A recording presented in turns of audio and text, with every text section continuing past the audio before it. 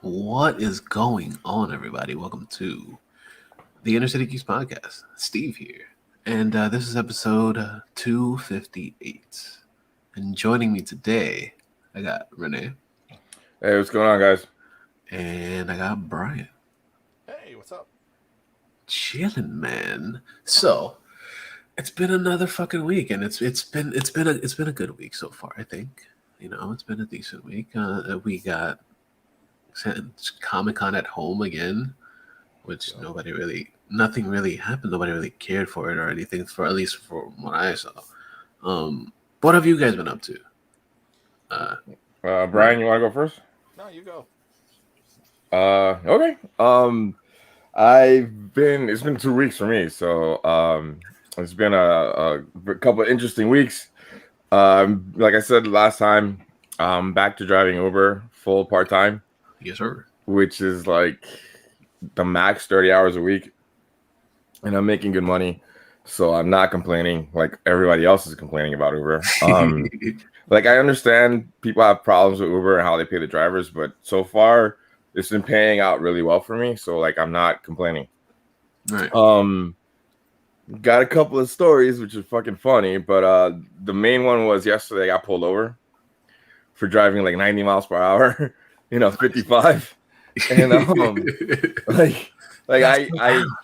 it was really funny because like I had passed her. It was a lady sheriff. It was a woman sheriff, and I had passed her car. Like, I know a Dodge Charger with 4 doors is like 50% is a cop, and I thought she was tailgating because I did not think she was a cop, and yeah, like I went to go fucking get to the next lane to get out of the way, and she fucking pulled me over, and I was like, fuck.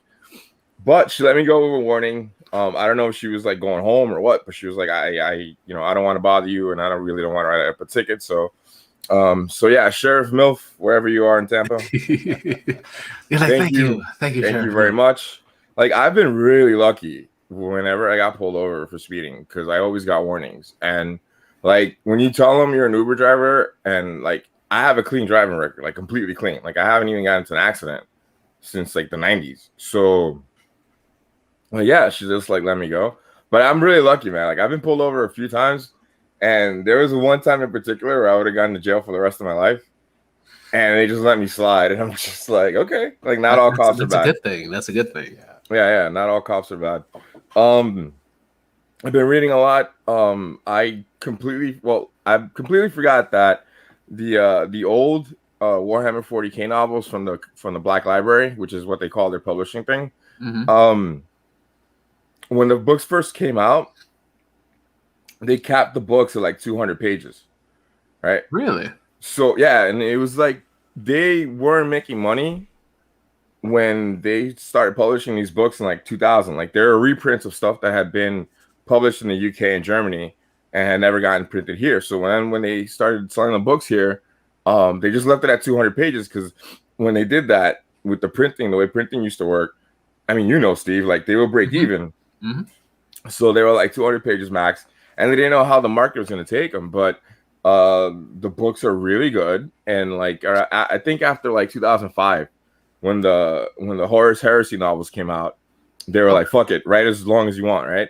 So I've been reading all of the Gaunt's Ghost novels, which are like it follows a normal human platoon and army in Warhammer 40K, which is like a really different take. And a different look at what happens in Warhammer, because usually in Warhammer, most of it is centered on the Space Marines and the monsters and the supernatural guys or whatever. Right. And these are just like army people like surviving in this crazy universe, right? And they're all written by Dan Abnett. It's called Gaunt's Ghost. It's fucking really good. I got through like the first 6 books in 2 weeks. Like, wow. Because it's 200 pages and like I read fast, so like. Right.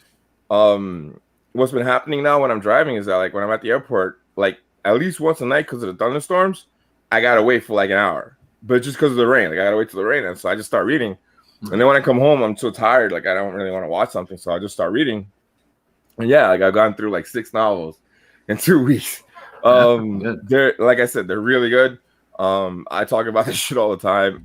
It's the kind of book that it's actually really easy for most people to get into because it is about human beings and normal army. Like, it's not about the Space Marines, because like when you write about that kind of stuff, it's a lot to take in. Mhm. So like I love the Gaunt's Ghost novels, and I haven't read them since like maybe 10 years ago, like because the really early ones I hadn't read in a while. And yeah, they're all really good. They're all really fun. Yeah, I cannot recommend them. I cannot recommend them more than I recommend anything. Like, they're really good. The other thing that I didn't watch much, I finished my Watchmen rewatch. It was fucking amazing. Even though I know and saw it a bunch of times, it was still really good. I saw Hitman's Wife's Bodyguard, which was like cool, but it was basically the same shit that happened in the first movie. It was forgettable but fun. Yeah, like it's entertaining, and Salma Hayek just gets hotter the older she gets, dude. Yeah, like what the fuck, dude. And she's so fun. Not complaining. Yeah, like she is so fun. But like, yeah, like it was really good. It was fun. It was a fun movie. The Morgan Freeman stuff was actually really funny. Okay. And that was interesting. But like, I don't know if it was worth like watching for real. I would wait because it's a Netflix movie. Like, I would wait for it to actually hit Netflix. What was the other thing that I saw? Oh, and I saw Quiet Man on HBO. Okay. Which has got to be like the worst horror movie I've seen since like since Hereditary. I really wanted this movie to work, right? Because I like the guy who's in it. The guy who's the lead is like one of those vanilla white boys that are always in movies. Like, he was in Iron Man 3. He was like the soldier bad guy, not Guy Pearce. All right, so he's in a bunch of stuff. Like, he's actually a really good actor. He was in, the first time I noticed him was in The Pacific on HBO, the World War II thing. And he's just done like random stuff here and there, like Iron Man 3 and some other stuff. And he's the main guy in this. And like, I was waiting for it to get better. So I fucking sat through 2 hours of this fucking shitty movie. And then like the ending happens, and the ending doesn't make any sense at all. Like, between like in movie sense, like in the universe of the movie exists, and like real life, like it just does not make any sense. The cast is really cool. There's a couple of scenes where like there's like the teenagers are good, but like the movie itself is really fucking stupid. Like, I want you guys to see it just to like tell me what you think, because I was like, I'll definitely check it out. It has a couple of like good scenes. It's not really scary. It's kind of like a Slender Man kind of thing, but like the ending completely made no sense, right? The opening is really cool too, which I really like, but like after that, it just got really stupid. The other thing that I saw that I actually really liked a lot was Forever Purge. I like that movie. I think it's probably the best one that they've done. After going back and seeing all of those movies, like, I kind of realized what they're really about. They're not really, I mean, they're violent action movies, but at the same time, like, I understand like the underlying message in it. Like, you know, capitalism is bad and Trumpism is bad. And I get it. Like, it's really kind of in your face in this one, right? Because it's like Mexicans and white people in on the border in Texas. And it's really good. I was surprised at how good it is. It's a really like actiony, stupid movie, but it's really well done. Yeah, I think it's probably one of the best ones out of the Purge. It's probably the best one, and it's right now it's on top. It's like on my best of list for the year because the action scenes in it are really good. Half of it is in Spanish, which I thought was awesome. Oh, that's even better. Down for that the girl from Army of the Dead, spoilers, the one that gets her neck snapped. I always forget her name. She's really pretty too. Yeah. She's in it, you know, like Batista's like friend, the girl, she's in it, and she's like the main woman. And there's some other actors in it that are like familiar because you've seen them before, but I'm blanking on their names. It's great. If you get the chance to check it out on demand or whatever, because it's still in theaters. I saw it on demand. It's good, like really good. I think that's pretty much it, man. Because I've just been reading stuff. And yeah, I really, really have not been able to watch anything or play anything. I've just been like so tired from driving. But yeah, that's pretty much my week. I mean, I think I had a really good week on the road this week. I think I might have convinced a couple of people to get the vaccine. like I have people like that's one thing too, man. Like I try to avoid certain things, but like being in the car now, like I have become really strict about the mask thing because like right now Florida is like 40% of the sick people from COVID and the Delta variant right now, and that's really scary as a fucking rideshare driver. So I always wear my mask like it's part of the rules, and I always have my driving gloves on, so like I have an extra layer of protection. I wipe down the car at the end of it. I also air out the car after every person that's in the car, and after every ride. And but like I was having this really cool conversation with this like young lady, and she was like, we had a good talk. She seemed pretty smart. She's in college, and we were talking about like the vaccine, and she's like, I'm not, I'm not vaccinated. Like, I just don't know, like, blah, blah, blah, all this stuff, the science and the conspiracy theory shit. And I'm like, you drink energy drinks? You drink Red Bull? You drink Monster? She's like, yeah, tell me the ingredients in a Monster drink. Yeah, word. So you're cool with doing that, but you won't take a vaccine that is beneficial to you. Like, I've said it a bunch of times. The positives of getting a vaccine outweigh the so-called risks. And if you really do legit research, the chances of you dying from a vaccine or getting super sick from a vaccine, the chances of that are about the same as you getting hit by lightning while a shark gives you a blowjob. Like, it's just not, it's really low. Like, very, very, very slim. Yeah. So, and again, I know the science. Like, not every vaccine is 100%. Right. Nothing's 100% when it comes to science. But like I said, the reward outweighs the risk. It's free. If you don't want to do it for yourself, do it for the people around you. Yeah. And if you don't want to, go fuck yourself. So that's been my TED talk. It's also the fact that like it's not that bad. And plus, like, if you get vaccinated, you have a less of a chance for getting the Delta variant or whatever the fuck it is that's coming out or whatever. Not only is it a lesser chance, but there's also like lesser side effects if you do wind up getting that. Yeah. So like all three of us have it. None of us have had any major side effects. No one I know that got it has had major side effects. The worst thing was it felt like a bee sting the first day that we got it. The first one, it felt like a bee sting, and then that went away after a couple of days. Mm-hmm. Yeah, Brian, you were gonna say something? I was gonna say, a buddy of mine had COVID last year, got and recovered, got the Pfizer vaccine, and then was out in Provincetown like a month ago and got COVID again. So you can catch it with the vaccine. Yeah.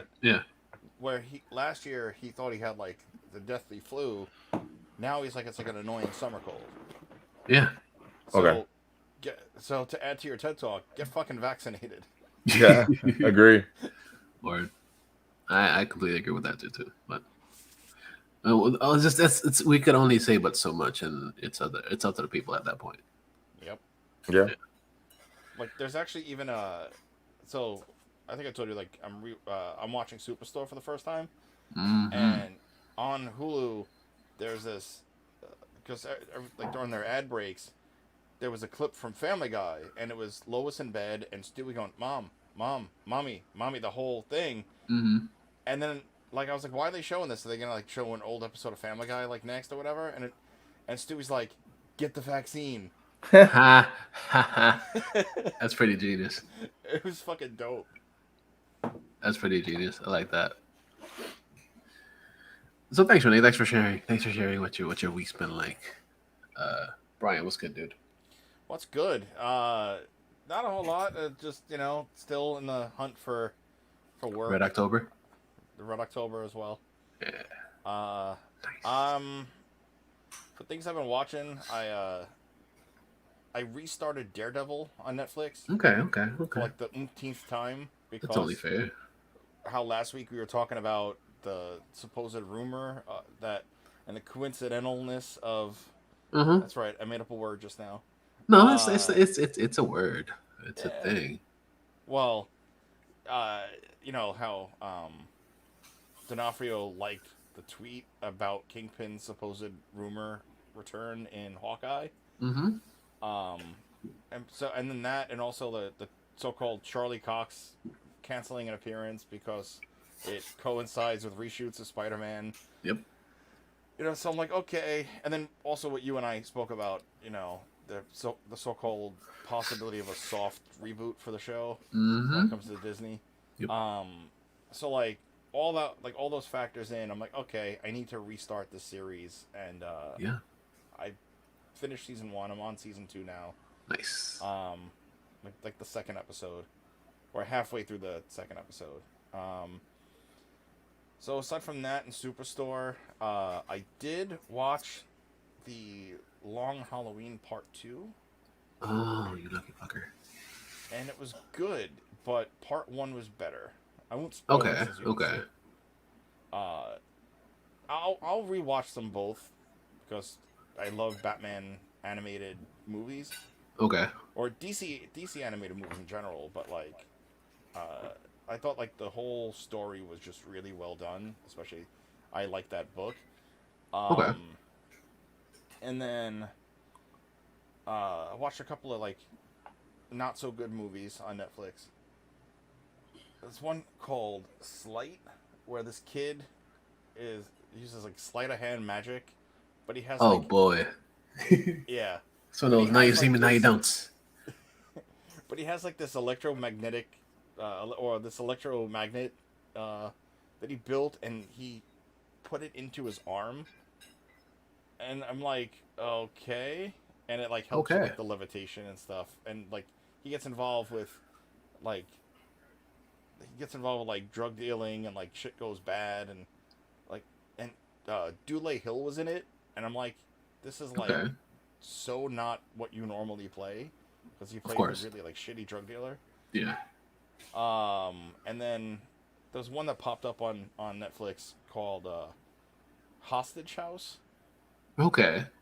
where basically it's an unknown actress. I mean, I looked, the most recent thing she's ever really done that was like big was she was on like a couple of seasons of Two and a Half Men. Oh, Um, that's a huge. yeah, I know. And like she's a realtor, and like people go to like uh people like run away from the cops, and it happens to be into this house that she's like, trying to sell, and it's just really fucking stupid. But I'm like, Okay. I need to see how this plays out. Not good. I mean, if you want to watch it, do it, but you're also gonna be like, well, that's 90 even. That's not. That's 90 minutes down the drain. Yeah. Aside That from that, sucks. I haven't really seen anything like interesting. Um, Okay. like Okay. honestly, like the best one out of the movies I've seen was Long Halloween. Okay. Okay. Good. But aside from that, down about 5 pounds in 2 weeks from DDP yoga. Fuck you. Ooh, ooh, ooh. So, Good job, yeah, dude. Good job. thank you, That's awesome, man. I'm proud of you, dude. thank you, thank you. So, Yay. Yeah. finally in like the best shape of my life at 41. Sweet. Fuck yeah. You got to start somewhere. There's never a bad time to get better at yourself. I gotta To start better catching. yourself. I gotta start catching up as both kids are walking now.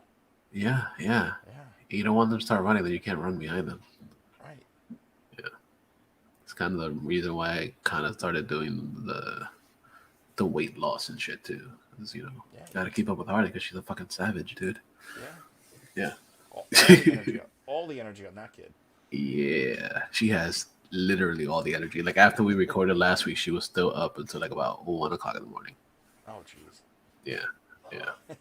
And at that point, I was like, okay, yeah, we're going on fucking bed because I was like, okay, I'm tired too. So, yeah. Yeah. So, as for me, I guess, this week, of course, was a regular work, but also on top of a regular work week, I actually got to work my second job, which is a concert. It wasn't necessarily at the stadium this time, but it was actually at the fairgrounds. The fairgrounds and the stadium people, they all work together. So at the fairgrounds, I actually got to work Dave Matthews Band.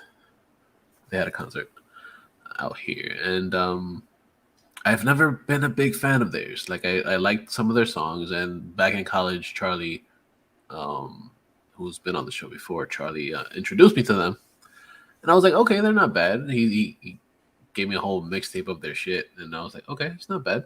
It's not bad. It's not like something that I'm gonna like dive into all the time. Right. If you want something kind of like jam band, mellow music, Right. then that's your. Yeah. Yeah. And so I was like, okay, I know of them. I know their music and shit like that. So I was like, okay, cool. I'll do it. And it was actually a pretty good show. Like, granted, I didn't get to see the show, but I was in the parking area, and the show started at 7:30, and they didn't have an opener. It was literally them playing straight until 11 o'clock at night. Oh wow. Yeah, Well, no I mean, cover. yeah, you figure they want to give the fans their money's worth because live music is back. Yeah, live music is back, but not only just that, but like tickets aren't that expensive out here, especially for Okay. even seats that are like at the amphitheater. The cheapest seats are like $35, and those are the ones that are like on the lawn, and Okay. it's a good seat regardless of where you sit at in there. But it was packed. It was crazy packed. There was a lot of people there, and you could hear the music throughout the inside because the amphitheater. It's such a good fucking amphitheater. Like, I love going there.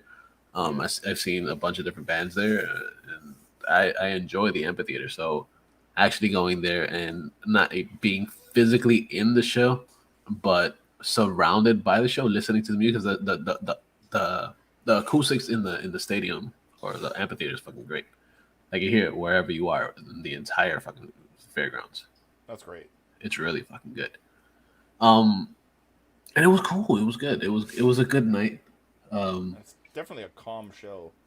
yeah, it's definitely It's a bunch of way more it's a different. bunch of like it's a bunch of drunks and potheads. Like you're got like, Yeah, yeah. but even like the drunks aren't not like violent metalhead drunks. They're just like different kind where they Yeah, but mellow. that's the cool thing about it. Like, everybody was super mellow there. Everybody was super chill. Like, there was, Yeah. like, even before the show actually started, people, of course, they were tailgating, they were drinking, and oh, the weed was crazy in the parking lot. It was insane.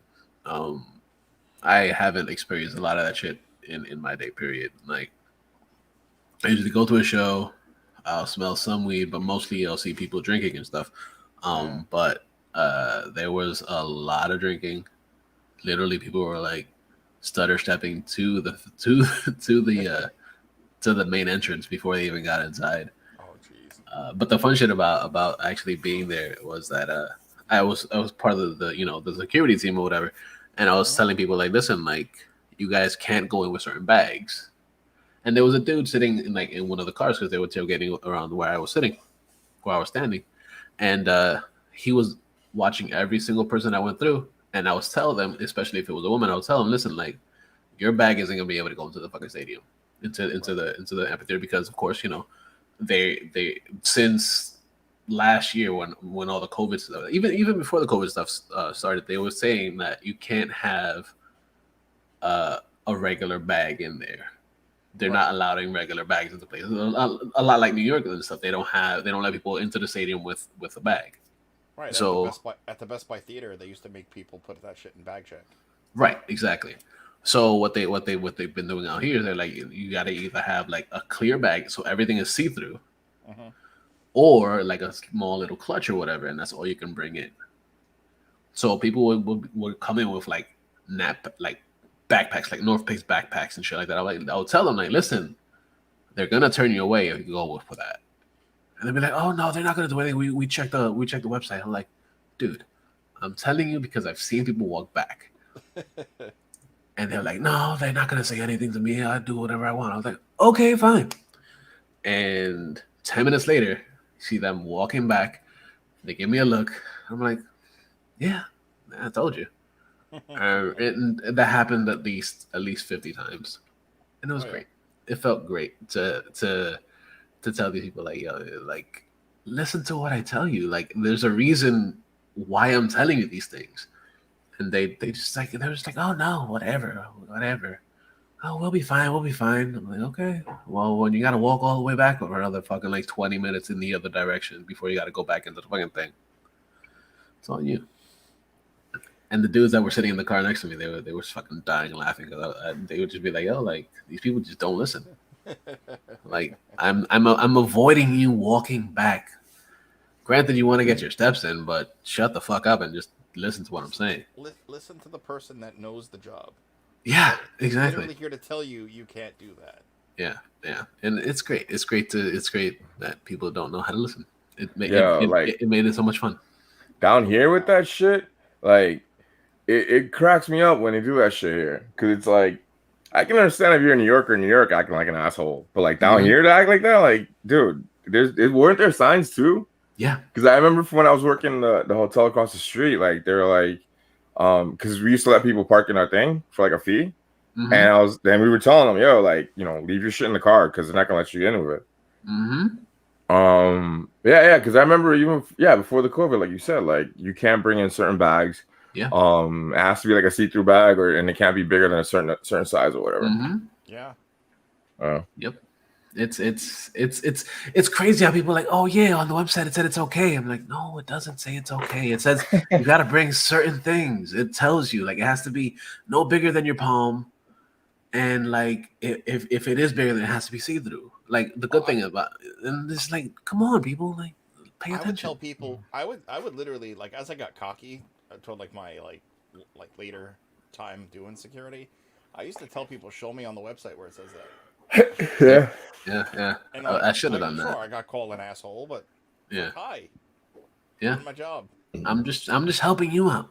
Right. And this like just before the show started, there was this one lady that she was drunk and high and shit. She was like, I took an Uber over here. I was like, okay, but you brought a big ass fucking backpack.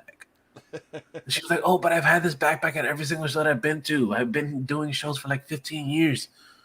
I'm like, okay, but this is a different type of show.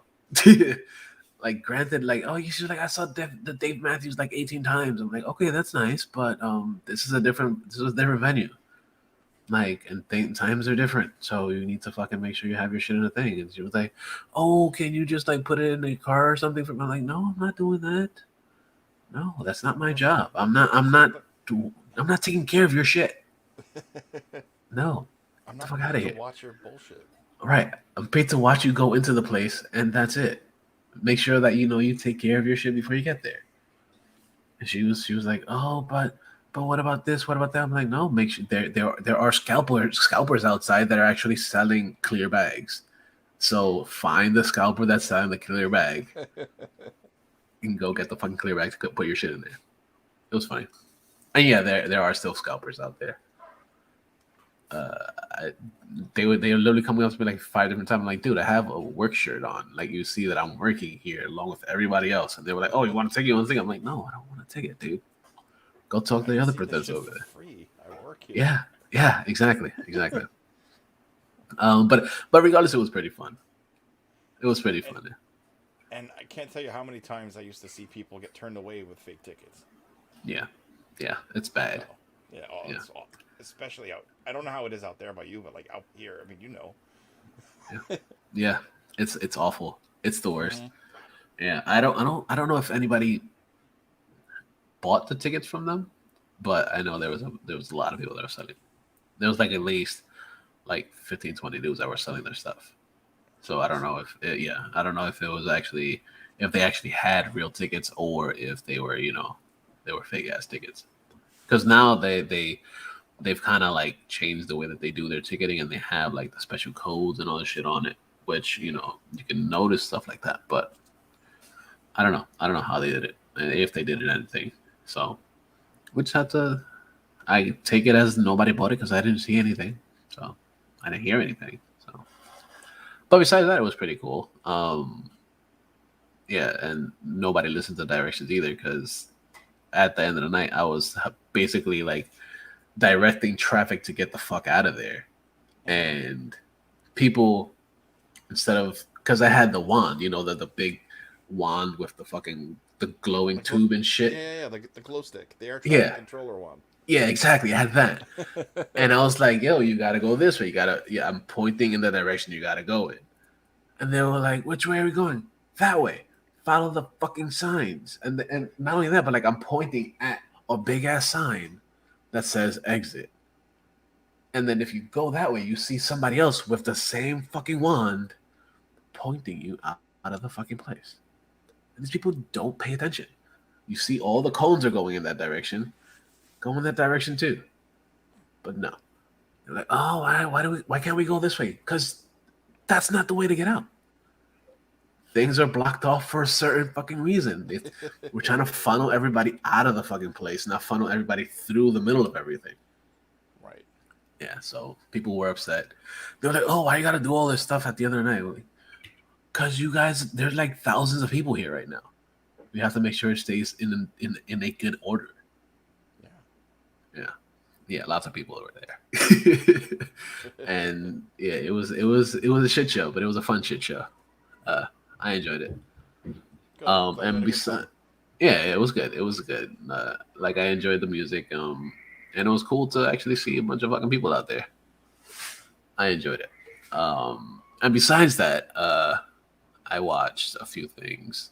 Actually, before we started today, I watched the first episode of Turner and Hooch on Disney Plus. Okay, I forgot that dropped. Wow, you did? Yeah, I Took one did. for that team, didn't you? Of course, I have to. I have to. It's actually not as bad as I expected it to be. Okay. It's actually pretty fun. And it's not necessarily a reboot of the Turner Hooch. It's technically like uh kind of like a continuation of it, because his dad, the guy that's playing in it, who was in Drake and Josh back in the day, and he's been in a bunch of shit. But after that, he like everything that he's in pretty much gets canceled. Um, but he's in this show, and he's the one that used to be fat and not fat anymore. The one that's not like a rapey dude. Um, Okay. and yeah, Drake, but not Drake Bell, the other one, Josh. The, the, he's the not rapist. Yeah. Like I said, the not rapey one. The not. And it was actually pretty good. He plays technically the son of the dude that was in the first one, the Tom Hanks' character, and it's actually fun. It's actually because he's like, I don't want any dogs or anything. I don't want because it was his dad dog, and the dad, he did his own thing or whatever, and then he wound up passing away, and then they wind up taking control of the dog because they just drop it on him or whatever. And he's a cop and everything. And he's like, oh, I got to do my cop thing. I'm not going to have a relationship or anything just because I want to make sure I get to, get promoted and stuff. Right. And he winds up getting this big ass case at the same time that he winds up getting the dog. And, the dog starts doing his own thing. And it's a fun watch. So is the dog supposed to be the puppy that he got at the end of the first? At the end of the movie? Yes. So that dog should be like 32. Yeah. Movie logic, man. Movie logic. Yes. Yeah. But it's yeah. It's he's already an old ass dog. He's not like a baby dog. Yeah. He's already an old ass dog, and you kind of just don't think about all that shit. You're just like, okay, you just watch it and you just like, okay, it's not bad. Is Reginald Vell Johnson in it? He's supposed to be in the next couple episodes. He wasn't in the first episode. Okay. But he from what I read on IMDb, he's supposed to be in 12 of the 13 episodes. Okay. So I'm excited to see what that's gonna be like. Where he's gonna fall into it. I'll let a couple of episodes play out, and then maybe I'll watch it. Yeah, that's the reason why I was like, okay, I want to give it a shot. I want to give it a try because like I am, and like I always like to give something a try. Whether no matter how shit it could be, I want to see what it's about before I can even say like, oh yeah, it's completely shit. I like trying things like that, so I figured why not start with that one. I saw that, and then another thing that I saw this week, something that I was excited for, was Masters of the Universe Revelation. Okay. Something that a lot of people are shitting on, but I heard. I have to say that I enjoyed the fuck out of it. It to me, it's really good. I can see why people are complaining about it because, of course, it doesn't necessarily follow He-Man. Okay. Because you got to think about it. It is the Masters of the Universe, not He-Man and the Masters of the Universe. Right. So the main character in it is Tessa. So she basically follows the entire story because He-Man's in it in the first episode, but spoilers, he gets killed in the first episode Oh shit. by a Skeletor. Okay. Yeah.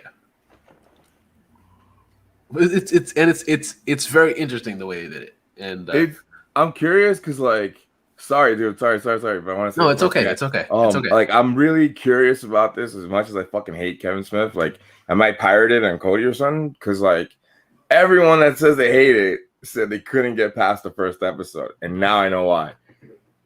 Okay. I'm just not a Kevin Smith fan. I've said it a bunch of times. Yeah, like I gotta see it now. Like at least the first episode I want to check out. Like I might watch it on Cody just so he doesn't get my money. But yeah, like that's interesting though. Like that's how they did it. I mean, it's risky. I mean, he got butthurt too because he's been like fucking going off on people from what I saw in an article. Because people are bitching about it. They were like, "Oh yeah, this is the beta male version of fucking He-Man." I'm like, dude, really? Like, what? It's a fucking cartoon character. It's a cartoon. Like, why are you guys making it, into like, oh yeah, it has to be an alpha male? It doesn't. It's not that serious, people. Because morons and idiots just don't understand that like it's just entertainment. Don't take it seriously. It's a fucking cartoon about a guy on steroids. Like, yeah, relax. Like, yeah. It's fun. It's a fun watch. Like I enjoyed it. I saw the whole first part. Because technically there is going to be a part 2 that's coming out sometime in November, but but it's fun. The first it's like 4 or 5 episodes. That's it. Yeah, it's like literally part of a season. So how long are the episodes? Each episode's like about a half an hour or so. Okay. They're not long. It's like a typical cartoon. Okay. And like I said, it's a fun watch. Like I enjoy the shit out of it. Like. I was excited to see what they're going to do because, of course, like I said, it doesn't really follow He-Man after the first episode. It follows Tessa because there's a whole story as to why Tessa becomes the master of the universe or one of the masters of the universe. And it's really good. I enjoyed it. And I can see why people are upset about it. I get it, but it's not that serious, people. It's not that serious. Take it for what it is. It's a fucking cartoon. It's a cartoon that was in the 80s. That was garbage in the 80s. So like, like get the fuck over it. It's actually a pretty good story. So it's worth the watch. And one thing before we start the actual funness of the show, I wanted to give a shout out to somebody that actually I've known this person since she was like 13, and she hit me up this week and she was like, "Oh, she has a little business going on right now." And she just had a kid recently, and she's also like, I want to promote my business or whatever, because her business that she's doing, she's making little faux leather hair bows for the kid or whatever, and she's got some pretty good shit on her Instagram or whatever, and I figured I'd promote it too. So it's LRK Faux Leather Bows on Instagram, so you can check them out, and they're pretty cool. She does a whole bunch of different characters and stuff. Like one of them that she has on there is for Mike Wazowski from the Monsters Inc. and shit. There we go. See, it looks pretty cool. I likes it. And there's a bunch of other shit on there, so you can go check them out. LRK Faux Leather Bows, and go check them out. Go tell them that we sent you. And I guess it's now time to get into the geek shit of the week. Yay! You guys ready for the geek shit? Yay! Yeah. All right. So the first thing, which is something that's kind of shitty, that came out of the DC Marvel, not DC, but the Disney and Marvel side of things, and it's the fact that what's her name, Scarlett Johansson is planning on suing Disney and Marvel for them releasing Black Widow under the whole premium access and the theatrical release or whatever, because she's technically not getting paid for the the premium package or whatever. She's not getting her chunk of the money for it. They haven't given her anything, and it's kind of shitty that they're not doing that because, of course, it is a pretty penny that Disney is making because they're charging $30 for the fucking thing. And it sucks. It sucks. It's like we've said on the show before, like the premium package or whatever, or the premium access is kind of bullshit, especially since you're gonna wind up put it, especially now that it's in theaters as well. Like they didn't need to do both. No. Just fucking put it in theaters. Granted, people want to see it on TV now too, but like, if you really want to see the movie, just make sure you go see it in theaters. And it sucks that Disney is not planning on doing anything like that for her. And that fucking sucks. Also, like, not only that, but like also the fact that like at this point, practically everybody's like, oh yeah, what are they gonna do with well, Emma Stone basically said like, oh yeah, they didn't pay me either. So she might wind up suing them as well. And that's another thing, like like all these other people that have started doing these, technically haven't gotten paid for those. So see, I put my foot in my mouth earlier in the week when the story broke because I just thought she wanted more money on top of what she's supposed to be getting. But then, like, because I think I read it first on CNN, and they didn't really mention anything about streaming. They were just like, she's suing. And then, like, they didn't put it into context. And then I read the Hollywood Reporter thing. Like, Disney really owes these people a lot of money from the streaming. Like, that is fucking ridiculous that they pulled this shit off. They pulled this shit. Like, they're able to do it because of the year that we're in and the times that we're in because of COVID. But, like, dude, like, not giving the actors their fair share of that cut is really, really fucked up. I don't know if you remember it when we were talking about Wonder Woman, but last year for the Wonder Woman movie, they cut a check to fucking Pendeja Wonder Woman, like a 200 million check for her because she wasn't gonna make money off of the theatrical release. That's cool. I think the movie was so terrible they should get their money back, but that's a whole different story. Warner Brothers did it the right way, right? Because if they're not gonna give them a share of the cut of the streaming, they at least gave them some fucking cold hard cash straight up. Like, this is not what you would get normally, but here you go.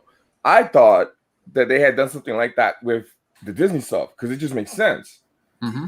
If they don't, that's fucked up beyond words. Like, if it's kind of fucked up because, like, let's say they do give money to people who are like Mandalorian and the shows, but they don't give it to the movie stars from the movies that they're streaming, on Disney Plus, Ultra or whatever.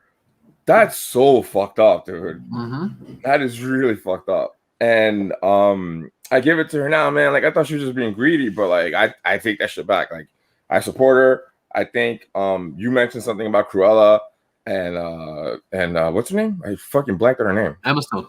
Yeah, Emma Stone. And Cruella is amazing, by the way. I was shocked at how good that was. Dude, it was good. It's good and dark. Fucked up. It's fucked up. It's gonna be on Disney Plus next month. Definitely check it out. But more to my point, I hope she sues them too, man, because it's fucked up, dude. Like, Disney's literally making billions of dollars every second now. Like, it's not even millions, it's like fucking billions of dollars. They're just like the evil empire in real life, dude. That's fucked up. It is. Yeah, and the thing is we've kind of known that they've been the evil empire, but we're just like, fuck it, like, let them be the evil empire because they're still promoting shit that we actually enjoy. Yeah, that's the thing about it. Like, that's the thing that sucks about like being a fan of what we're into, because it's like none of these corporations are innocent. They're all fucked up. They all do stuff to like cut people from what they're supposed to be getting. And Disney itself as a company, like worldwide, is known to be like, they'll do the minimum for them to be legally covered for something.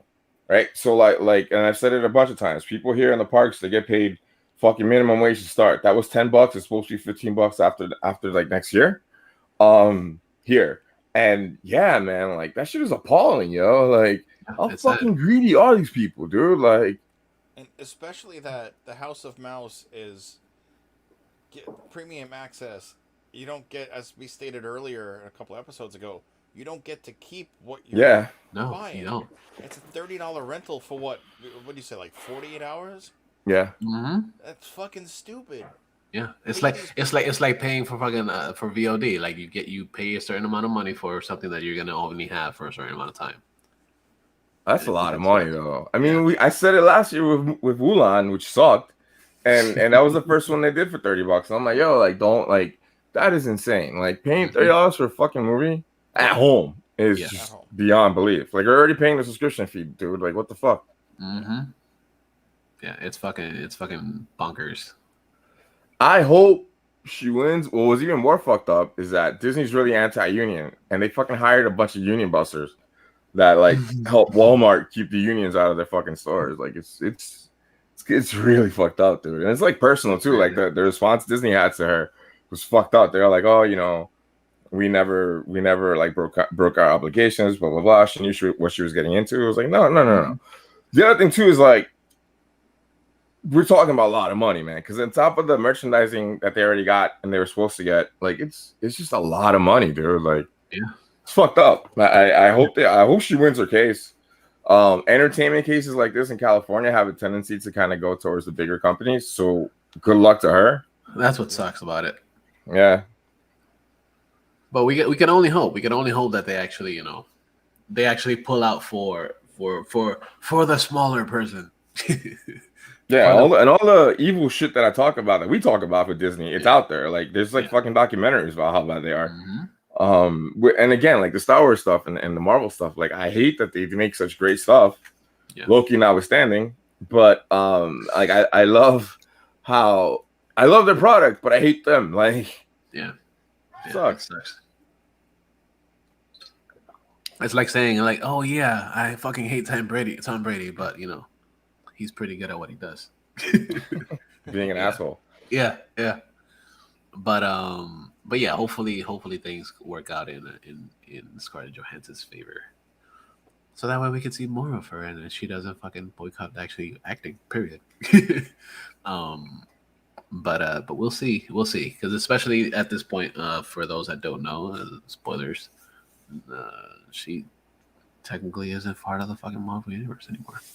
Because she's not, unless they're planning on bringing her back somehow, or you know, cameos and like flashbacks and shit. But technically she doesn't need to be here anymore. But we'll see where it goes. Now it's some other shit that came out this week, something that was kind of interesting.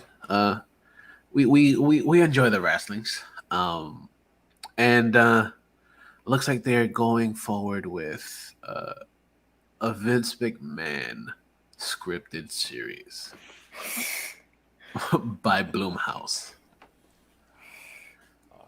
Boycott Blumhouse.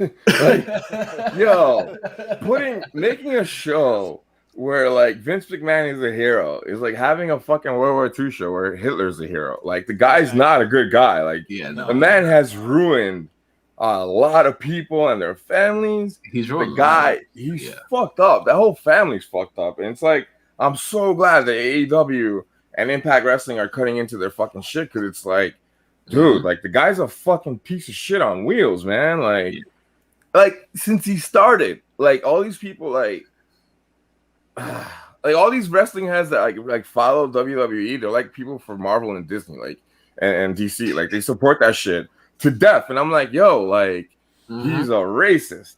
He's a fucking dirtbag.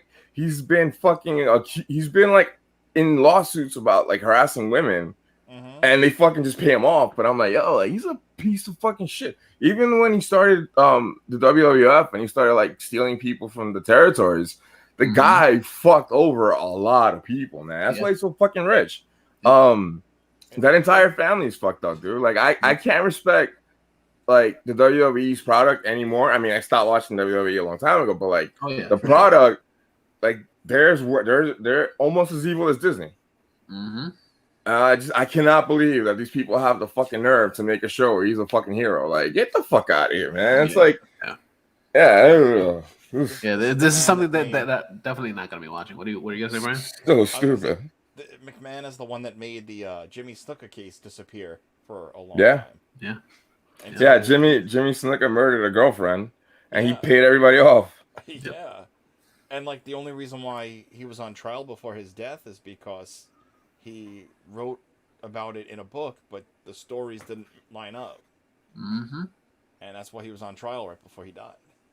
But it's like, yeah, you literally, one of your top stars literally pummeled a woman to death in roid rage, and instead of having him go to jail, like, you wrote it like a storyline and made that shit disappear. Yep, and just how they also made the whole fucking Chris Benoit thing disappear too.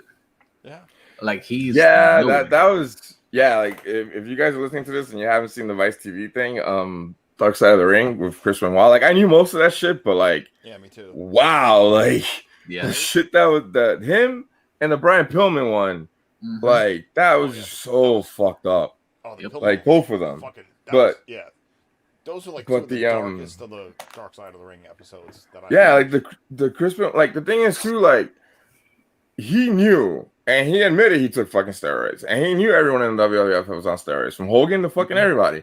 And he fucking had the nerve to lie in front of Congress and be like, no steroids. Blah, blah, blah. I'm like, yeah, dude. Like the whole point of them being like WWE Entertainment, like they told people that it was because of the WWF, the Panda thing.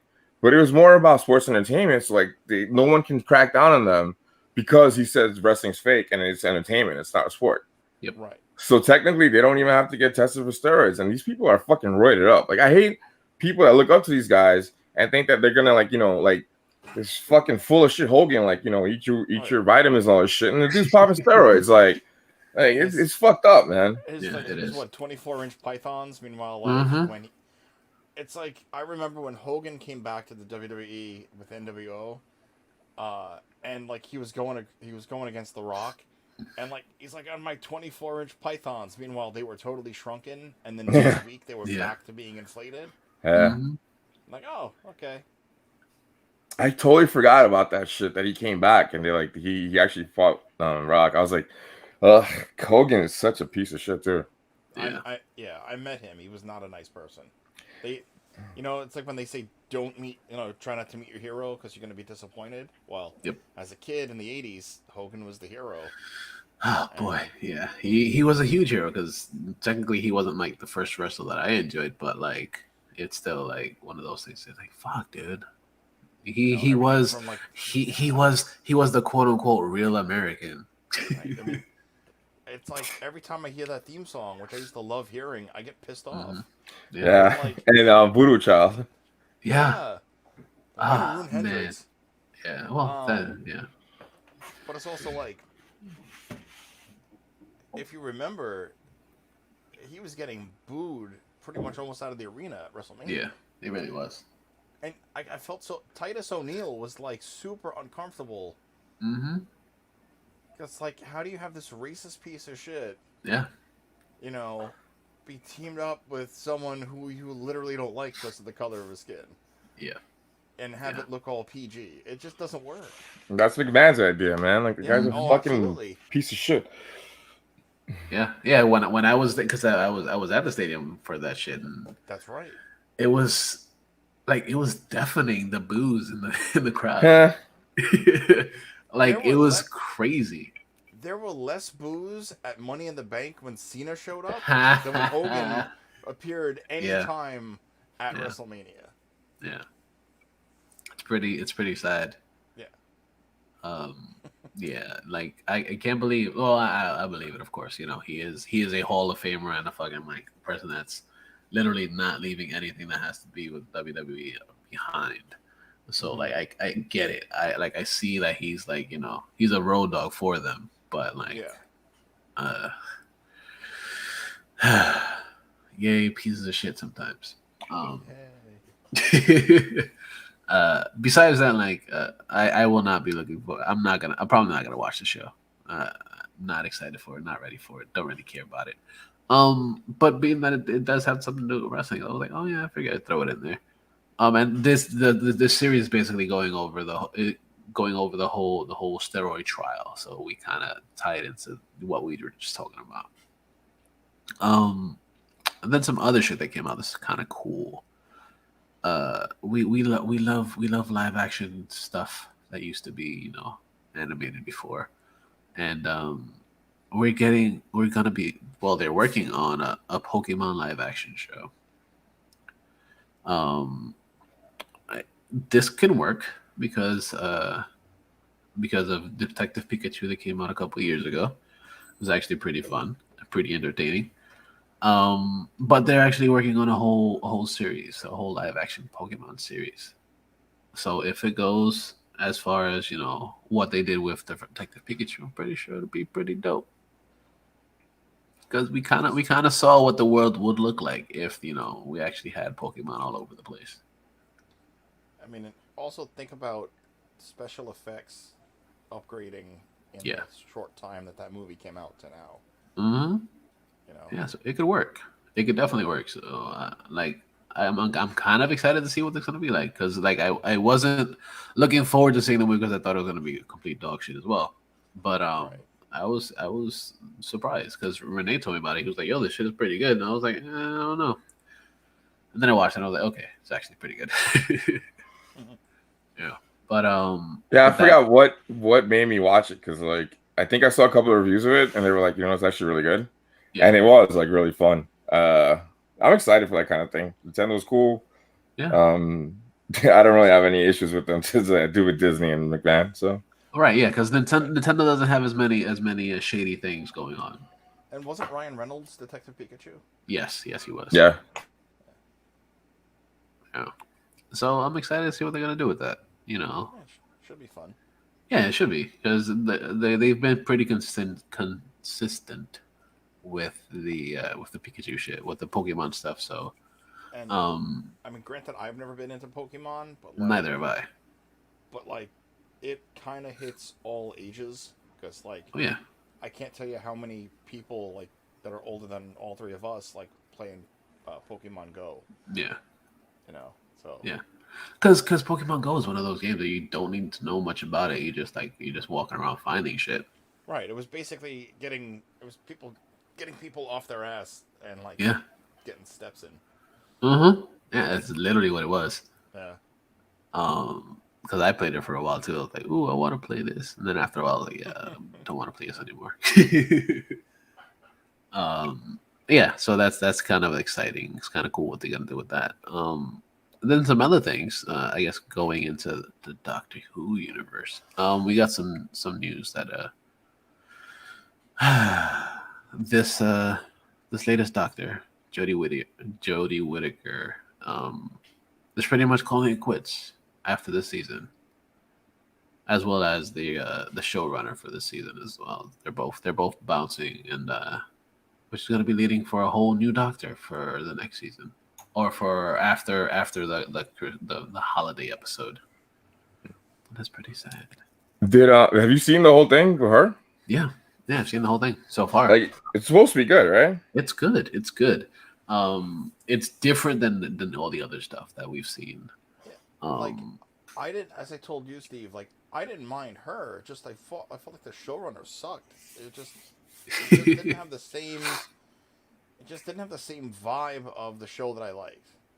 because it is a totally different feel. Because what it is that every doctor has a different feel to them. Right. Each doctor brings a different something to the character, which brings something totally different to the show.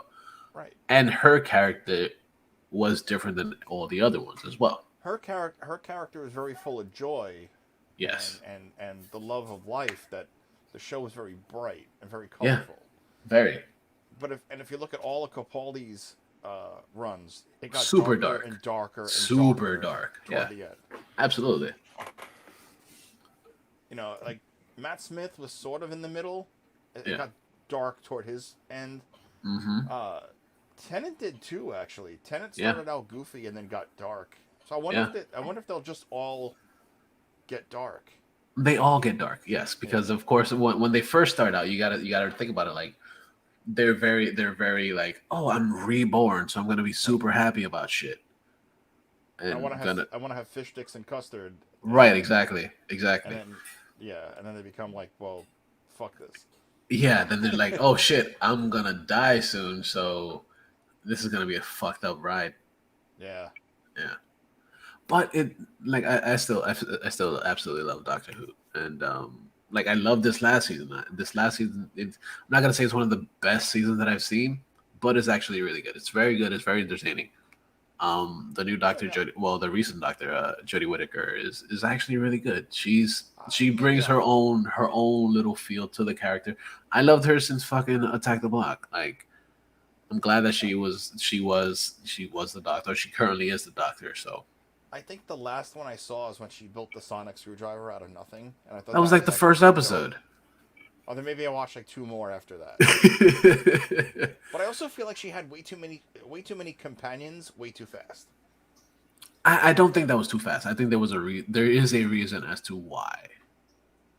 Because they all feed off of each other. They all have their own little reasons as to why they're there, Okay. which is why I enjoyed it. Um, I like the fact that they had these three different companions. Because throughout the seasons that we've seen previously, we've seen them having one companion first, then another one, then another one, then another one, and then everybody disappears. Then the doctor's by himself after a while. Right. But from what we have in this one, until this last season or whatever, we have three companions that basically follow the doctor for the entire season, or for the entire 2 seasons or whatever, and they build a relationship with them, and then you see how everything works for them in the long run. To the point that you get to see, like, okay, yeah, like you start to see that each character starts to develop something differently, and as the characters grow, you kind of see where they're going with that character and where they want to be, and how they, if they want to continue with the doctor, if they don't want to continue with the doctor, like, oh yeah, fuck this, I want to do my own thing. You get to see all of that, and that's why I enjoyed this, because you get to see more than just the doctor and their adventures. You get to see everybody and how everybody interacts with each other, and how everybody tries to think like the doctor in order to solve whatever mystery may be going on. That's why I loved it. Got, got it. Yeah. So it's definitely like I said, it's definitely worth the watch. Especially now that we only have like one more season left with her, or half of a season left or whatever, because BBC does some weird shit and they cancel shows like midway through the whole thing. Yeah. Yeah. What have they like said why she left and like who should be the doctor the next one? No, they haven't announced anything for that yet. Yeah, but I think from what's been happening recently is that like all the doctors are pretty much doing like 1 or 2 seasons. They're not going for much longer. So it kind of makes sense as to why they're like, oh yeah, we're gonna do a whole new doctor, because it all varies as to uh how the crowd reacts to them after a while too, because people enjoyed Capaldi, but they weren't very in love with him in the beginning. Right. It took me a little bit to get into him. Oh, see, he to me, he was one of my favorite doctors as of late. Because he was dark as fuck from the beginning. Yeah. He didn't have any wistful, I'm happy, I'm gonna do whatever I want to do to be happy about shit. No, he was like, yo, I'm fucking dark, fuck this shit, fuck everybody. I'm just gonna do whatever fuck I want to do. Mm-hmm. That's what I loved about him. Kind of the same reason why I enjoyed Eccleston's Doctor as well, because he was kind of like, I'm just gonna do whatever the fuck I want. Right. He was Not basically here to like fix the problem and go. right. He wasn't like, oh yeah, I'm just gonna stick around and do whatever I gotta do here. No, he was like, yeah, I'm just gonna be here. I'm gonna do what I gotta do, and I'm gonna be out, because I don't want to be here for much longer. Which is why I enjoy Eccleston, and I enjoyed the Capaldi one. But I do enjoy I do enjoy Whitaker as well. So she's good. Like, and it's also the fact that like everybody's bitching about, oh yeah, why is she a doctor? Why can't we have another dude doctor? I'm like, dude, like it doesn't have to be a dude all the time. It doesn't. No, it doesn't. The fact that you No, have, over, how many decades of the show? it's been around for over 50 years. Yeah. So the fact that you finally have a female as the lead, it's like, Yeah, it's like good. yeah. And then if you watch this season, If you haven't watched it, a little bit of a spoiler. They do introduce another doctor that is a female. Okay.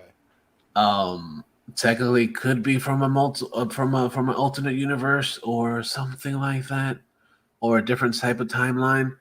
But that is some timey-wimey shit. So it kind of makes sense as to why they would be bringing in a whole nother doctor in a way.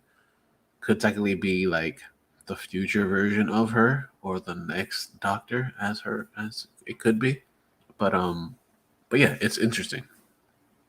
I enjoyed it. Same way why we didn't have the last the master. The last master was a female as well. Right. It was Missy. Yeah. It wasn't just the master, it was Missy. And that was good. She was actually really good as the master. She was fantastic. Yeah. So everything changes, all the different characters that we have. And then something that goes along with the Doctor Who stuff, character that is actually going to be coming in for the next season, something that's very cool.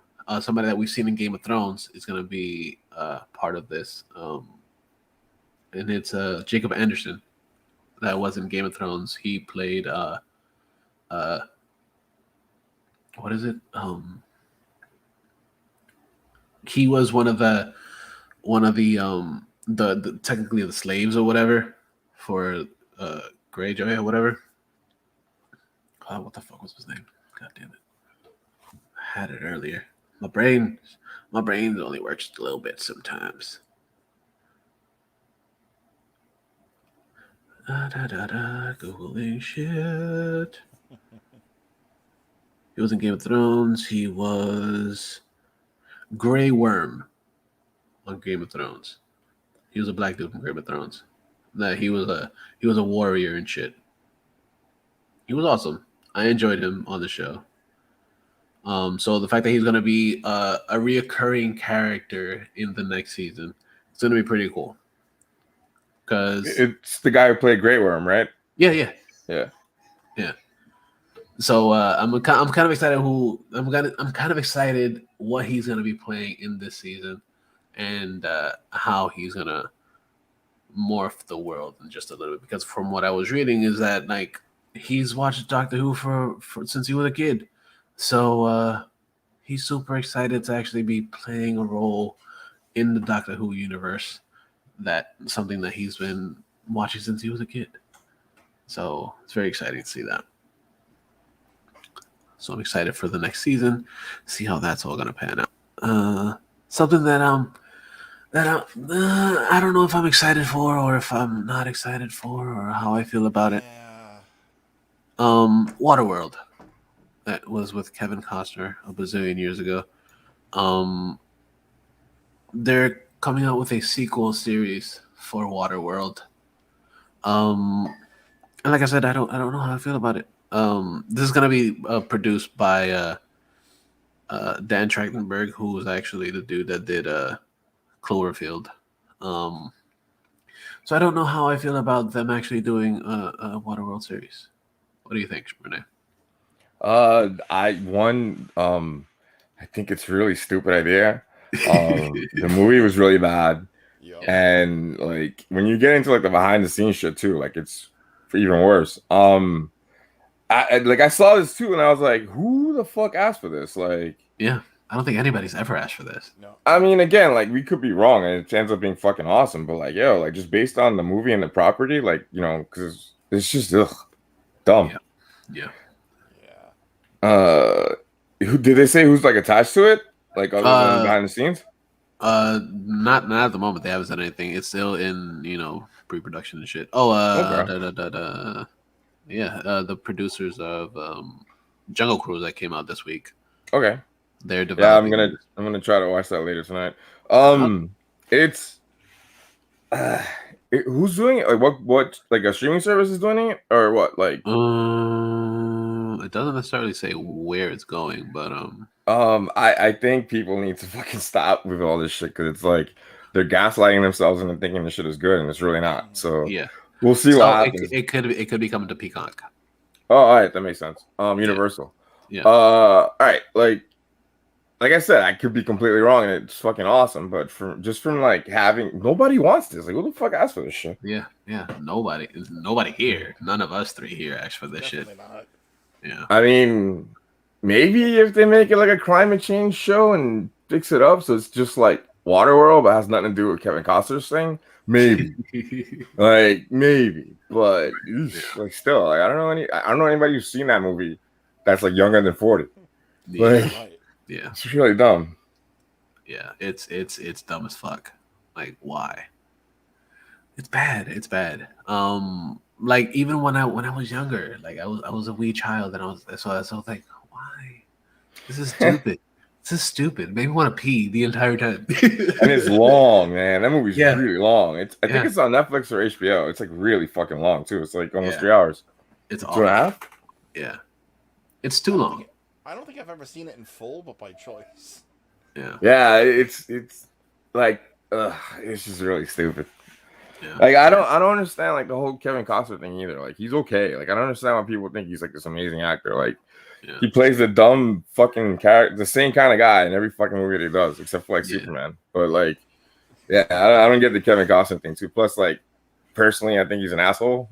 So he just gives that douchey vibe, you know? Yeah, kind of like Garth Brooks. He gives that douchey vibe too. Yeah. But also, like, Huh? like all the Kevin Costner movies that I remember seeing as a kid, like between the 80s and 90s, like yeah, he always played that same character. Mm-hmm. Even in fucking Robin Hood. Yeah, that was bad too. Yeah, with no accent. Alan Rickman saved that movie.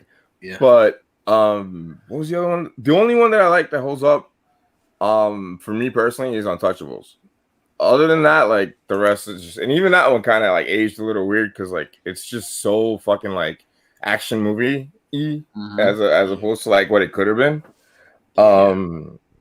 But yeah, like other than that, like I can't think of another one that I like. I mean, Man of Steel, but again, he was barely in it, so Yeah. Right.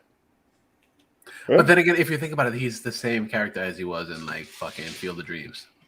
yeah. That's the exact same. He's this exact same fucking person. Yeah. Yeah. So Waterworld is why? Why? Yeah. Yeah. Why? So it's some better news. Something that is pretty cool. We kind of spoke about Batgirl last season. Wow. Batgirl coming to HBO Max. We got news that J.K. Simmons will be reprising his role as Commissioner Gordon in this. That pleases me. That makes me happy because J.K. Simmons is fucking awesome. Him and his fucking 24-inch pythons. Yes, he has 24-inch pythons because we saw him working out a couple years ago. And then we saw them again in fucking Tomorrow War. Yeah. Where he was jacked as fuck. Yeah, super jacked, dude. Like I'm excited to see what they're gonna bring with J.K. Simmons in Batgirl, especially since it's supposed to be a whole awesome movie because I want to see it now. But yeah, it should be cool. It should be interesting. I'm excited for it.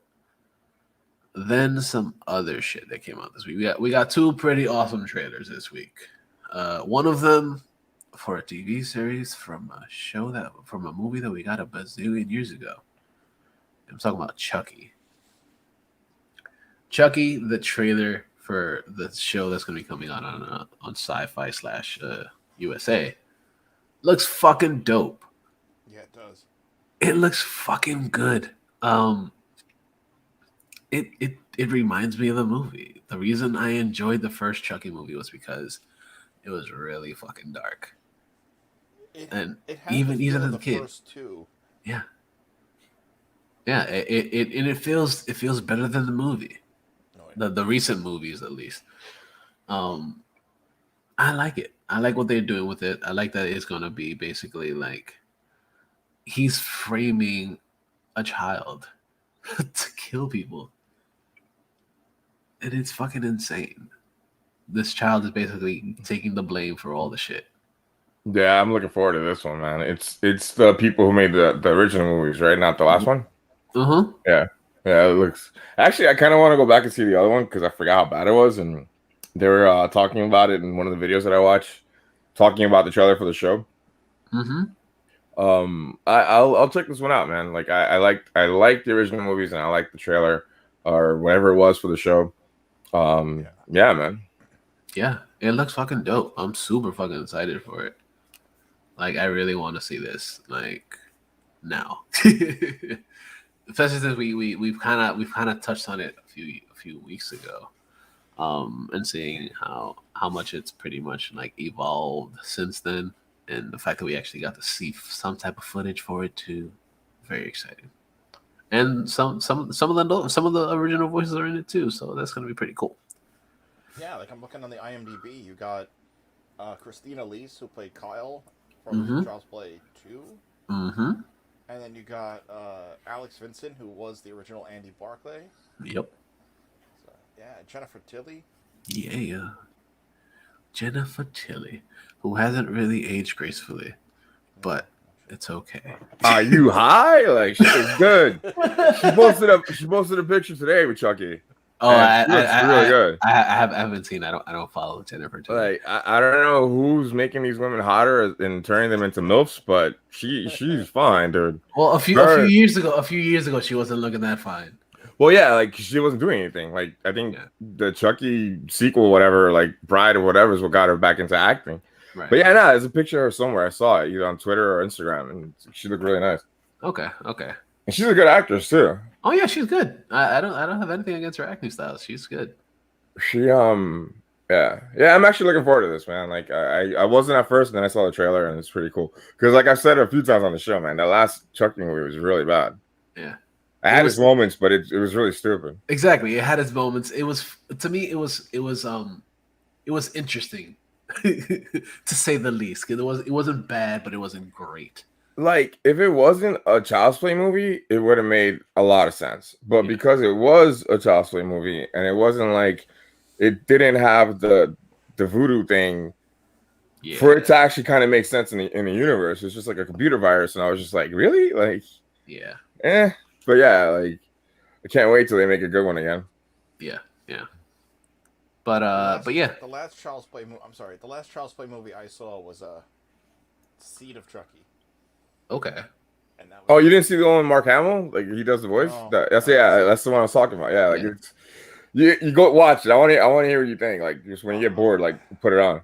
Maybe I have the house to myself tomorrow. Maybe I'll watch it.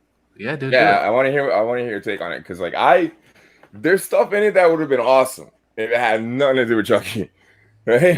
Like, it was some random toy, like a Barbie doll going crazy, it would be cool. But because it was Chucky and there's certain expectations to it, and there's certain things that you can do with the characters, it just wasn't stupid. And again, like, I think Mark Hamill was the best thing in it, and that's not even saying much because the movie's like really dumb. Yeah. Mark Hamill's in it, but like, you're like, okay, it could have just been anybody else. It didn't have to be Mark Hamill.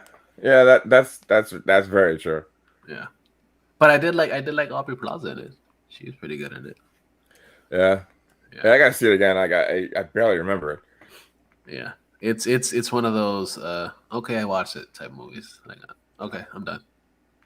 I can mark that off of my list of not watching things. But yeah, and then the final trailer that we got this week, something that was super exciting. So something that we got a teaser for a few months ago, but we finally got a full, actual, real trailer for Ghostbusters Afterlife. That looks so fucking good. Of course, I think I watched the trailer like 10 times in like 2 hours that day. Yeah, it looks fucking good. This one, of course, it's basically comes back after Ghostbusters in the middle of the fucking of the US or whatever, and it's directed by Jason Reitman, who is Ivan Reitman's son, who did the first Ghostbusters and stuff, the first couple of Ghostbusters, and it follows basically like grandkids of Egon. Yeah, and shit happens in the fucking Midwest or somewhere, where the fuck they are in the desert, and spooky ghost times. Super fucking excited for this shit. And then from what we see in the trailer, we could kind of get to see how they kind of tie in the old Ghostbusters and then towards the end of the trailer, you get to see fucking you get to hear Dan Aykroyd in it as well. Like, oh yeah, Ghostbusters we're closed. So it looks pretty fucking cool. I watched a breakdown on New Rockstars about the trailer, and like they were saying that the creepy farmhouse that they live in, the roof is designed to kind of mimic the Ecto-1. They actually Interesting. rebuilt the Ecto-1 from scratch. And also, like, you could see tie-ins to the first movie, as you were saying, but like you see Zool coming out of the pit with the statue behind her and the Terror Dogs. The Terror Dog chasing after Paul Rudd coming out of Walmart.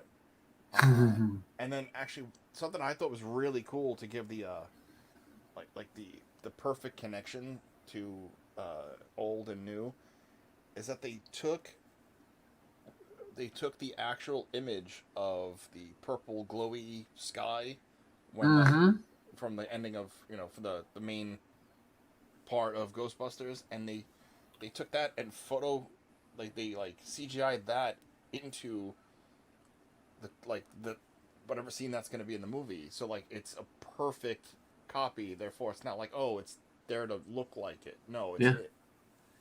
They made it look like it's supposed to be there. Yeah, and one of the other tie-ins too is the farm is called Shandor. To tie in, possibly with the the architect of Spook Central. Oh yeah, that's right. So there's I cannot wait for it. It's exciting shit. It's super exciting shit. What were you gonna say, Renee? I'm gonna be the asshole with this one. Okay. Because like, one, I was a fan of the one with the women, and like I've always been a Ghostbusters fan, but I'm not obsessed with it like a lot of people are or take it that seriously. But like, and I even started watching this thing, and I saw the episode of Ghostbusters like right before the trailer dropped. Movies That Made Us, which is really good. Absolutely. There's way too much nostalgia in the trailer, and the fucking toys spoiled it. Because spoiler, all the Ghostbusters come back, except for Egon, and it's like the first thing on Hasbro's page. I was like, really, guys? Like, yeah, that was really fucked up. I was like, yo, literally, like, I opened up Instagram and I saw them, and I was like, holy shit! Like, I mean, all right, cool. Like, we knew Aykroyd was in it, but like, fuck, dude, they just ruined they ruined it. But like, they fucked it up. That's such a spoiler. But like, other than that, like, the trailer, it's kind of like yeah, and it's like Ghostbusters, Stranger Things crossover. Like, I don't want it to be a kiddie friendly movie. I mean, how can I say this? I don't want it to be just a kids movie. Like, I want it to be something like that, like adults can find humor in and check it out. But if it's only gonna be about nostalgia, then it's like, like again with this shit, because that's what they do with most of the franchises that they bring back from the 80s and the 90s. Like, it's just like nostalgia, and they hit all the beats. Yep. I'm just like I'm gonna wait till it comes out. And I'm gonna wait till we see some more stuff, because this is just like the first real trailer for it. The other one was like a 30-second teaser with the marshmallow things in the supermarket, and they showed the Ecto-1. I'm gonna wait. Like, I'm not gonna go gaga over this. I hope it's good. I hope it's really good. I hope I get to like eat my words. But like, yeah, like it's just like too much old and not enough new. That's right, and that's something that Hollywood really has to work on with their fucking reboots and sequels. Like, when they do something like this, they need to, like, the nostalgia stuff is why we go walk in the door, but the reason why we sit down in the seats is for the new stuff, because we've already seen the Ghostbusters. Like, I want something really new, really cool, and really fun. And if it's not, like I said, I'm just gonna wait. But I mean, Hasbro, total dick move. I was like, what the fuck? and I don't even care about spoilers. It wasn't even for me. I was just like imagine if you hadn't seen the trailer and then you open up your Instagram and it's like, boom. Yeah. Like, I opened up Instagram that morning too, and Hasbro Pulse, the first thing was like the two pictures. One was of the kids, and then the other one was what's left of the Yeah. main, Yeah, original cast. Egon, Ray, and Winston. Yeah. Right. Yeah, but I was like, what the actual fuck, Hasbro? I hate when they do that shit. Yeah, I mean, yeah, that was really funny. I was like, wow, okay. Yeah. But they do that all the time. They did that shit with like I forget which Marvel films off the top of my head, but like All of them. Marvel Legends all the Yeah, time. yeah, It's like yeah. let's watch the product first. The fucking Black Widow and Shang-Chi toys were out in February. It was like, Yeah. hey, Yeah. what the fuck? They actually just put the Target exclusive Aquafina figure, who we know nothing of her character yet because movie's not out for another 2 months. That's a Target exclusive. Every Target has like 50 of them Yeah. around me by me. Yeah. And now they're on clearance. They're like $6. Wow. Yeah. I like Aquafina a lot, man. I think she's really talented. Like, Yeah, I can't wait for that movie. Mm-hmm. Like September, right? October. I think it's September. Yeah. Yeah. End of September. I think like in the 20th. Yeah. It's exciting shit, dude. Yeah. Oh, yeah. Mm-hmm. But not Ghostbusters. I mean, like, yeah, you guys love that shit. I get it. I mean, I still am a huge fan of the first one. I like the second one too, just for like its own stupid reasons. And I'm a sucker for a New York movie. So let's see what happens. Let's see if they bring it. Yeah. The second one is basically recycled part one. Yeah. It's almost the Nah, exact but same like this dude is funny as the possessed guy. I forgot his name. Fuck, I forgot his name. plot. Rick Moranis? No, the art guy, the gallery guy. He gets possessed. Peter McNichol. Yeah, he's hilarious in that movie, and like some of the stuff and jokes in it are actually pretty good. But it's nowhere near as good as the first one.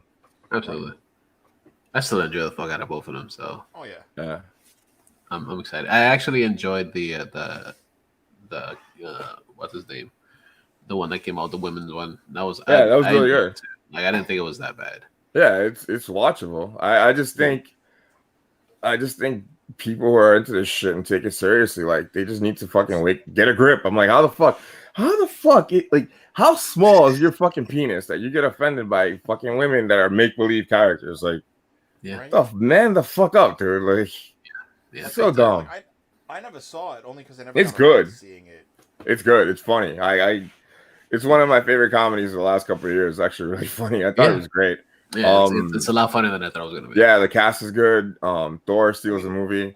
Mm-hmm. I mean, it's really good. Leslie Jones, Kristen Wiig, Melissa McCarthy. Yeah, and then the Saturday Night Live chick. Yeah. And Thor too. Thor like steals the movie though. Like it's really good. I heard. Yeah. Kate McKinnon is the other one you're talking about. Thank you. Yes, Kate McKinnon. Yeah. Fucking amazing. Yeah, dude, it's actually worth seeing. It's definitely worth watching. Yeah. They're all good. They're all good shit. Like I enjoy all of them. If you want to watch a good Kristen Wiig movie, check out Barb and Star. Yo, I tried. Really funny. I tried. Like, I dealt with people like that in Chicago in real life. So I was like, what the fuck are they making a movie out of these fucking idiots? I tried, dude. Like, so many times to watch that shit. High and sober. Like, I couldn't. That was another movie that I was like, what the fuck are y'all watching? Yeah, I was debating about watching that. Like I got maybe like an hour in, and I was like, ugh. Like they rip off Austin Powers. Yeah. The two women are fucking idiots, and they actually act like real Midwest morons because there are people like them for real in Wisconsin and Illinois and Indiana and Michigan. Trust me, I saw them. Nice. And like, I think the funniest thing I saw was the little Chinese kid on the bike singing that song. I think that was fucking hilarious. But like, okay. Yeah, you actually watched the whole thing, Brian. I'm impressed. I could barely get through the first hour. I was like, "Fuck this!" And wow. I worked at Jennifer Convertible, so I know exactly like how they are. Yeah. I worked at that shithole for like 6 fucking years. Jesus. Okay. So I get it. Everybody that worked there is like 80 years old. I got suckered into a job, promised money that I never made. Oh wow. That's the reason why side note, so like I worked at the one out by the Staten Island Mall for 6 years. Oh, that's fun. Okay. They put me on a schedule that never had customers. Oh. Nice. And like I can't tell you how many times I went into like the morning routine on a Tuesday was drop the cash off at the bank for the store, and then I would hit up Toys R Us, Best Buy, because they were right next to each other. Then I'd go to Stop and Shop, get myself lunch, and then sit in and just watch DVDs for like a 5 or 6 hour shift or whatever I was doing. Nice. And I can't tell you how many times I tried to get fired from that place. Like I was like Randall from Clerks, dude. Like Nice. I locked up and just stepped away. I went out, like hung out with my ex at the time, got lunch, went to the mall, shopped around, took my time, saw customers like trying to like get into the store. I'd be like, no, I'm not going in yet. And unplug the phone, like anything I could do to get fired, I ended up quitting on my own terms. Nice. So yeah, and fuck them. Yeah, I every time I try to like I went in there, you know, whenever we moved to got an apartment, I would be like, this shit is like really overpriced and it's overpriced cheap furniture. garbage. Mhm. Yeah, it's garbage. There was literal one time, so we had 2 showrooms. I'm in the second room, and I'm talking to a customer, and I'm leaning up against the back of a reclining chair, and then I just happen to feel like behind like the fabric, and I was like, okay, what's this under? And it was literal cardboard. Yeah. Like, Nice. or like a little bit stronger than cardboard, but like enough where after a couple like wiggles, it was like soft and bendable. I'm like, oh yeah, no, don't buy this shit. No, don't buy it. Don't buy it. Not good. But people do it. People do it. People do it, unfortunately. Yeah. And they're still around, so. There's not many left though. Right, but they're still there. Yeah. Yay. I guess that pretty much wraps it up. Unless you guys had anything else to add to it. Yeah, they actually announced the release date for Hawkeye. Oh, okay. When is that coming out? It's November. I'll pull it up. Well, that's gonna be after Miss Marvel. Yeah. November 24th. So it's gonna be another Wednesday series. Okay. Yeah. Nice.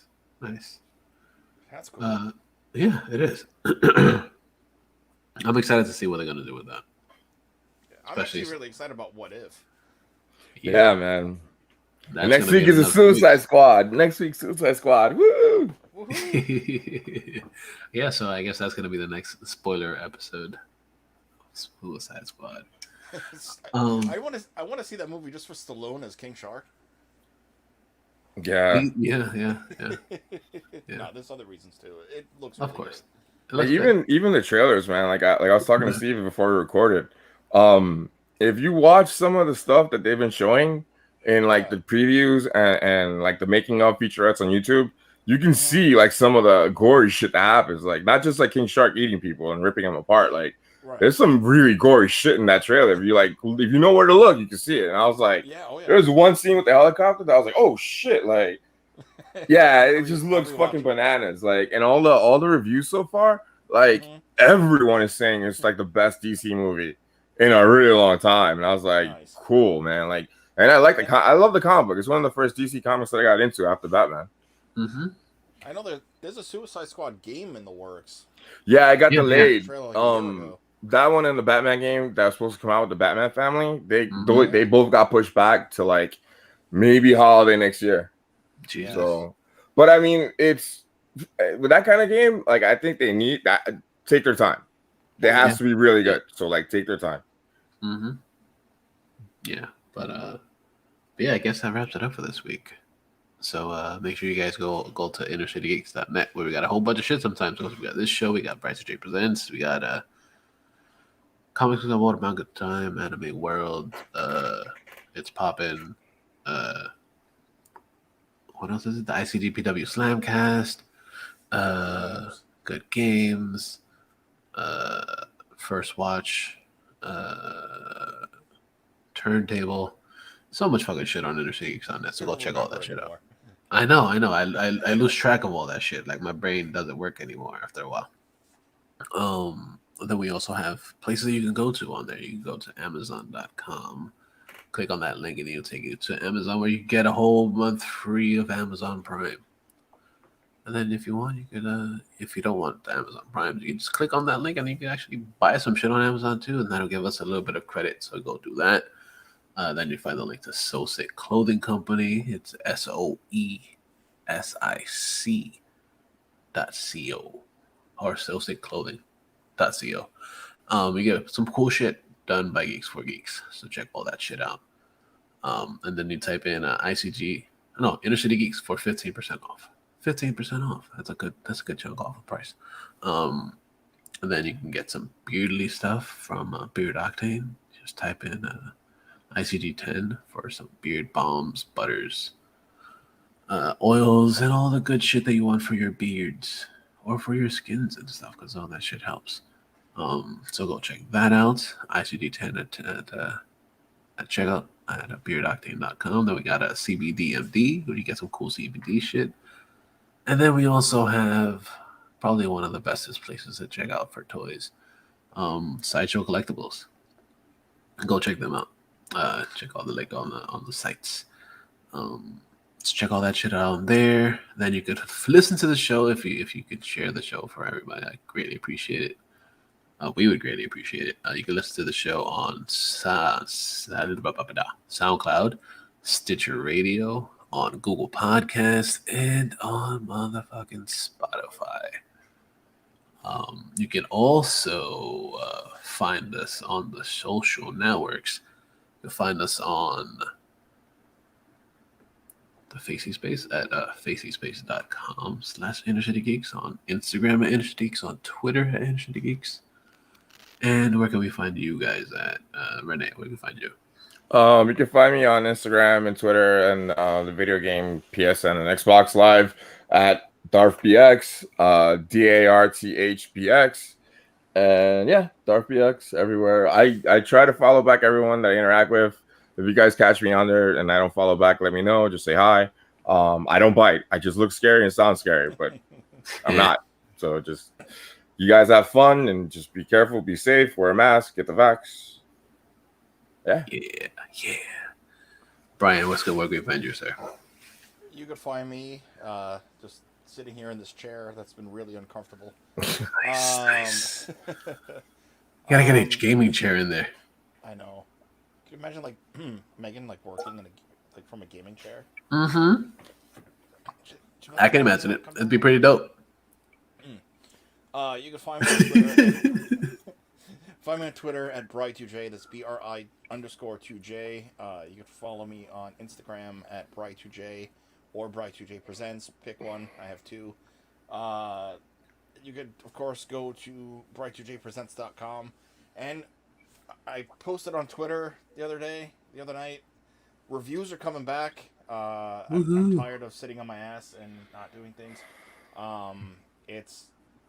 I haven't reviewed anything in probably since October. A long time. It's been a while. So I'm been finally at the mindset again where I could focus on reviews. So things are coming probably within the next 2 weeks. So stay tuned for that. Nice. Go to Bri2J on YouTube. Bri2J Presents on YouTube. Hit subscribe and like videos and stuff. Oh yeah. My one video, which I almost didn't record at Toy Fair in 2018 on Storm Collectibles, is around 50 views shy of 10K. Nice. Which I'm I almost didn't record this. It was I still remember it was Toy Fair 2018. I'm okay, I'm tired. Nice. Last day. Okay. Oh, hey. And yeah, so it's dope that it's almost at 10K. Hell yeah, that's awesome, dude. Yeah. Gotta make that YouTube money. Right? Yeah. Fuck yeah, dude. That's awesome, dude. I'll take that nickel. Hell yeah. And every penny counts. Every penny, especially I'm unemployed. Yeah. Yeah, exactly. It's only right. Then you guys can follow me on the Instagram and the Twitters at Mr. Jackal, MasterJackal. And yeah, that wraps it up for this week. Anything else you want to add? No? I got nothing. All right. So say your goodbyes, everybody. Later. Bye, guys. Yay.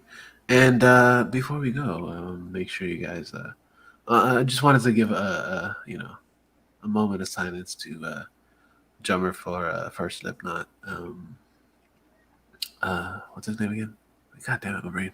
Jody something. Yeah, Jody? Joey Jordison. Yes, Joey Jordison. It was a fantastic fucking drummer.